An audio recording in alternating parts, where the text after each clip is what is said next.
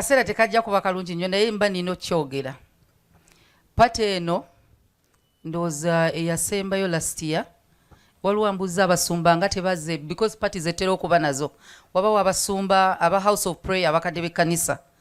Naye kizibu nnyo kubanga wabaddewo pati ya Salt Media nga Uncle Richard taliiwo. Eno yeesoose. Bonna babeera ku church era ne tujja ku pati abeerawo. Naye waatali omukyalo ono waali. So nga bwe mwalabanga Uncle Richard wano omukyalo ono bwe mumulaba ne bwe mwali mumwagala bwe muyina omwagala. N'abaana we bali nesigenda basitula naye yegwe njagadde nsitule. Mwena mumanyi ekyaliwo lwaki tasobodde kubeerawo. Era toyinza gamba nti oyagala nnyo Uncle Richard ate n'okyawa kya anti kize kubanga abaana tumuyita anti naye nze muyita mulamu wange naye tera nnyo muyita anti olw'abaana. Oba n'okyawa mukyala we naye n'abaana we bali basobola okujja omuya. Vivian, please come.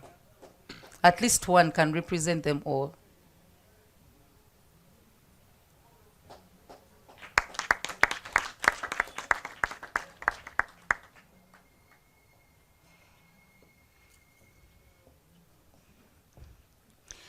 This is Dr. Vivian. Tanatandika kujjanjaba naye alina gwe yasooka okujjanjaba wano. Ebiwundu ebyali yali omusawo we. Vivian ye firstborn wa Auntie Jovia n'omugenzi Uncle Richard. So abasinga batera omulaba wano oluusi ng'avudde ku ssomero. Nga bwe mutulaba wano okujjako abalala we bali omulala yasigadde ku ssomero wa P7 candidate. We are one family and still one family and we shall always be one family. So tubasaba nabo mubaagale nga mubadde mwagalani Uncle Richard. So auntie tukwaniza because wali totera kubeera ku party za Salt. Abeera n'abaana yeerabirira abaana be. So abadde alina okubeerawo olwaleero at least mu kifo kirina okubeera munnanyini waakyo. So olwaleero asobodde at least okubeerawo n'abaana. Omuto Muhumuza ate ye yeebase. Tulinawo omulenzi omuto.